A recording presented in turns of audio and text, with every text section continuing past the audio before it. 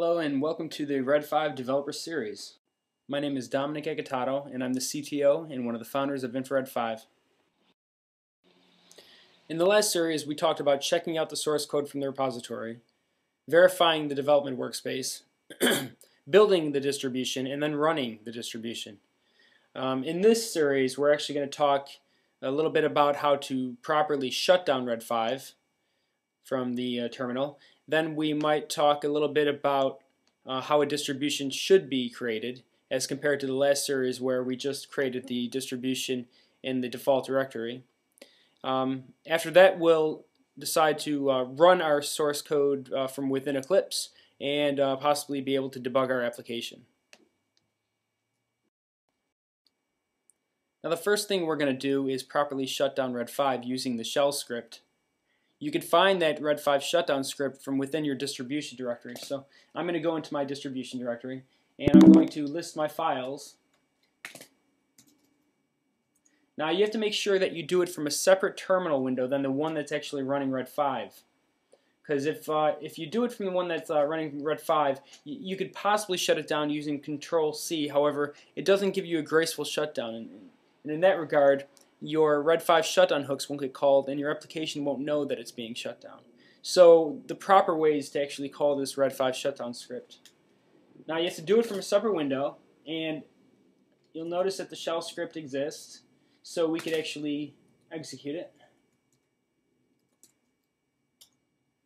And when you hit Red5 shutdown, if you look in the bottom window, it actually shuts down Red5 gracefully, and if you had any shutdown hooks, they would get called as well. Now, it's a good time to bring up an important point that I don't usually typically build my distribution directly in the default folder. So what I'm going to do is go to the Java perspective. I'm going to expand this, and I'm going to delete the distribution directory.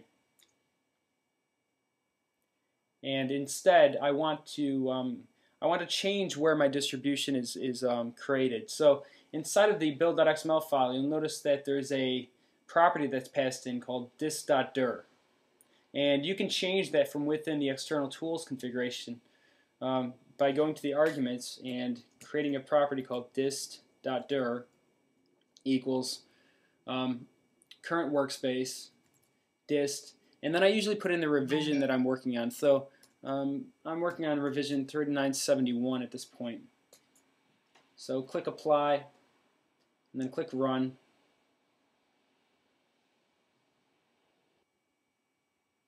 So now I can refresh the workspace again, and I'll notice that I actually have a distribution called 3971. And again, if I wanted to create another distribution, I would just change this to another workspace folder here.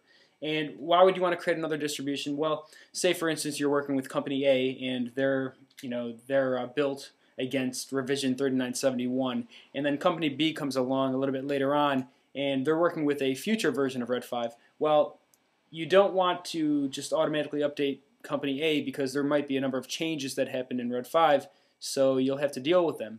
Instead, you'll at least have one revision where you can continue working on their code base, and on company B, you could be working on another revision. So I'll typically have more than one folder in here, more than one revision, which I work with inside of my distributions.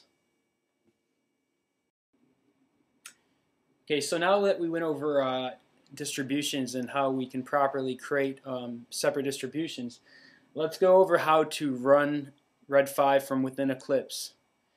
Previously we ran it from the terminal, and now we're going to try to run our distribution from within Eclipse. So what we need to do is create a runtime configuration. So click on the runtime configuration, create a Java application,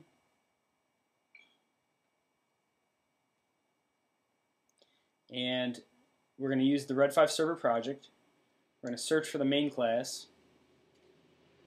and do a search for Bootstrap, which is the main entry point for Red5.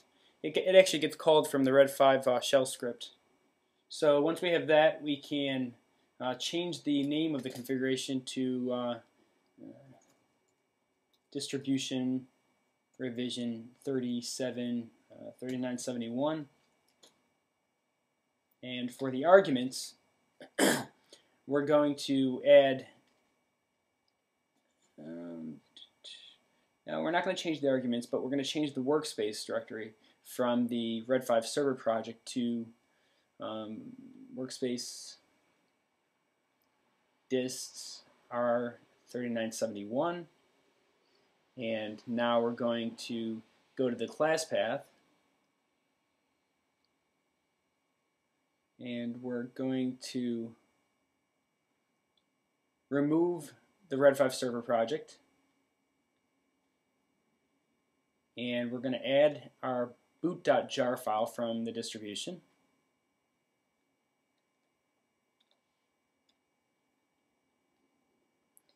We don't have to add red5.jar because when boot.jar gets called from the Red5 shell script, it actually uses a class path loader, which loads in all the library dependencies, and includes the red5.jar file. So the next thing we want to do is apply, and we can click run. So after the console filled up, we know that the Red5 server is started. We can then go to localhost. And again, we're running Red5.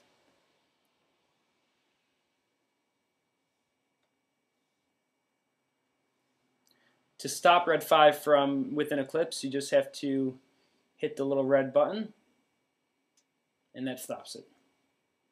The last thing you want to do is you want to be able to debug your Red5 code sometimes. So there's two ways you could do this. The first way is you could run the project, run your distribution, and then attach source code afterwards.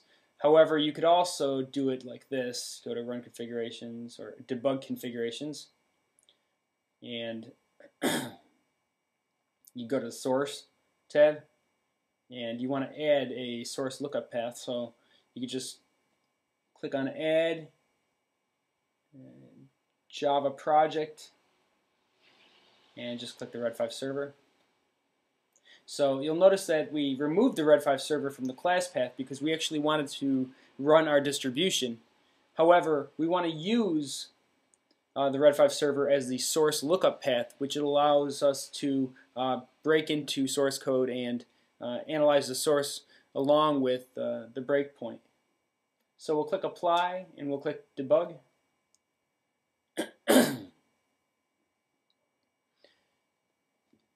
Red5 will load up in your console, and it started correctly. So let's stop it because nothing's special there. However, if we wanted to break into Red5 to the Red5 source code later on, you could easily just do this: Command-Shift-R, which allows you to open a resource, and then you could do a search for Bootstrap.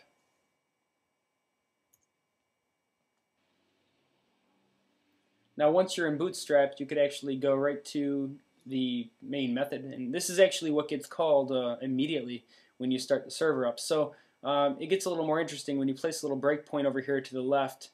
Let's also turn on numbering, the preferences, and line number. Apply. So on line 44, right to the left, you could place a breakpoint. Like I could place one on 46 too, but let's remove that. And now when I start up in debug mode, it asks me if I want to break into that breakpoint I just placed, and I do.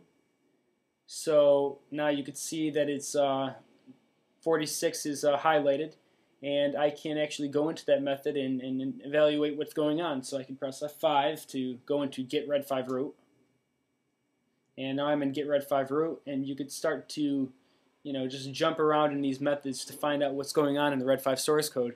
And you could do this throughout the entire distribution, so you could actually learn the architecture of Red5 and play with it and provide patches and fixes. So I hope this helped you get acquainted with running Red5 from within Eclipse. And we'll talk more in the next series. Thank you.